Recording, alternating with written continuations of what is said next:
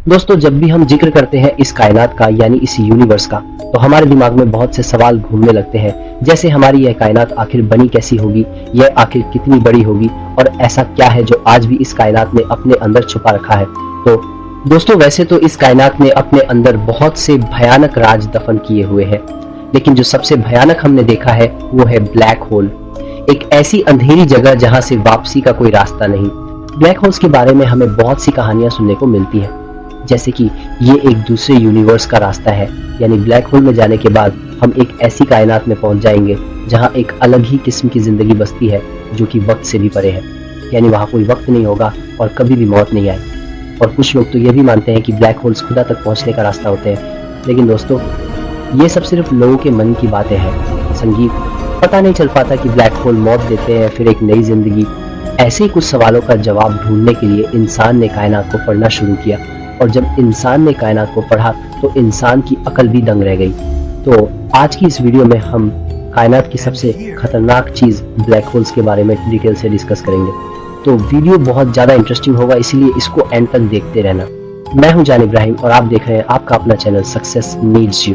तो दोस्तों, अगर बात की जाए ब्लैक होल की, तो ब्लैक होल एक ऐसी जगह है जहां कायनात का सबसे ज्यादा अंधेरा होता है। उस अंधेरे से कोई चीज भी बचकर नहीं निकल पाती, यहाँ तक कि रोशनी भी नहीं। रोशनी ब्लैक होल के अंदर जाती जरूर है, लेकिन वहां से वापस नहीं आती, क्योंकि ब्लैक होल रोशनी को भी निगल जाते हैं और उनके इन्हीं अंधेरे रूप की वजह से उन्हें ब्लैक होल्स कहा जाता है।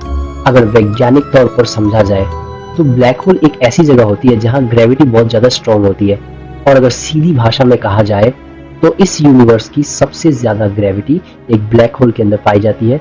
इसकी ग्रेविटी हर उस चीज को अपने अंदर खींच लेती है जो भी उसकी लपेट में आता है, और जब भी कोई चीज एक बार ब्लैक होल के अंदर चली जाए तो वो कभी वापस नहीं आती। इसीलिए ब्लैक होल को कहा जाता है the point of no return, यानी एक ऐसा रास्ता जिसकी कोई वापसी नहीं, या फिर एक ऐसी अंधेरी रात जिसकी कोई सुबह नहीं। ब्लैक होल में जाने के बाद फिजिक्स का कोई नियम काम नहीं करता, यहाँ तक कि न्यूटन के ग्रेविटी के नियम भी ब्लैक होल के अंदर फेल हो जाते हैं। यानी ब्लैक होल हमारे यूनिवर्स का एक खौफनाक और रहस्यमयी चेहरा है जिसे समझ पाना बिल्कुल भी आसान नहीं। तो ये तो हो गई ब्लैक होल की परिभाषा कि ब्लैक होल होता क्या है। अब अगर हमें ब्लैक होल को और ज्यादा समझना है तो हमें कुछ सवालों के जवाब ढूंढने पड़ेंगे, जैसे कि एक ब्लैक होल आखिर बनता कैसे है, क्या होगा अगर हमारी धरती एक ब्लैक होल में गिर जाए, और अगर हमारा सूरज सुन ही एक ब्लैक होल बन जाए तो हमारे सौरमंडल सोलर सिस्टम का क्या होगा। ऐसे ही कुछ सवालों के जवाब ढूंढ कर ही हम समझ पाएंगे कि ब्लैक होल आखिर क्या चीज है। तो अब वक्त जाया किए बिना अपने सवालों का काउंटडाउन शुरू करते हैं। क्वेश्चन नंबर 10, एक ब्लैक होल आखिर बनता कैसे है। इस सवाल का जवाब ढूंढने के लिए हमें करीब 100 साल पीछे जाना पड़ेगा, यानी 20वीं सदी में, क्योंकि 20वीं सदी के लोगों को लगता था कि ब्लैक होल जैसी कोई चीज नहीं होती। उनके लिए ये सब सिर्फ किस्से कहानियों जैसा था। 1916 में एक वैज्ञानिक थे जिनका नाम था कार्ल श्वार्ज़शील्ड। उन्होंने आइंस्टाइन की जनरल थ्योरी ऑफ रिलेटिविटी का इस्तेमाल करते हुए बताया कि अगर हम किसी भी चीज के साइज को बहुत ज्यादा कंप्रेस कर दें तो वो चीज एक ब्लैक होल बन जाए।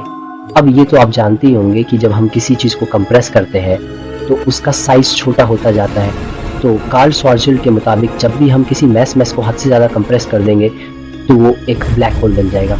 यानी अगर हमारी धरती के साइज को बहुत छोटा कर दिया जाए तो हमारी धरती भी एक ब्लैक होल बन जाएगी। खैर, उस वक्त तो इस थ्योरी को मजाक समझा जाता था, लेकिन जब 1971 आया तो ये थ्योरी एक हकीकत बन गई, क्योंकि 1971 में वैज्ञानिकों ने इस कायनात का पहला ब्लैक होल देखा, जिसे देखने के बाद ही पता चला कि वो बहुत ज्यादा कंप्रेस्ड था। वो ब्लैक होल हमारी जमीन से लगभग 6000 लाइट ईयर की दूरी पर था। और अगर आपको लाइट ईयर का मतलब नहीं पता तो मैं आपको बताता चलूं, एक लाइट ईयर का मतलब होता है वो दूरी जहां तक रोशनी को पहुंचने में 1 साल लग जाए। यानी अगर किसी ग्रह तंत्र पर सूरज की रोशनी को पहुंचने में 1 साल लगे तो इसका मतलब है कि वो ग्रह सूरज से एक लाइट ईयर दूर है। तो जो पहला ब्लैक होल खोजा गया था वो हमारी धरती से 6000 लाइट ईयर दूर था। यानी अगर हम वहां की तरफ रोशनी भेजें तो उस रोशनी को वहां पहुंचने में पूरे 6000 साल लग जाएंगे। और हम अच्छी तरह जानते हैं कि लाइट इस कायनात की सबसे तेज चीज है। तो दोस्तों, अगर बात की जाए ब्लैक होल की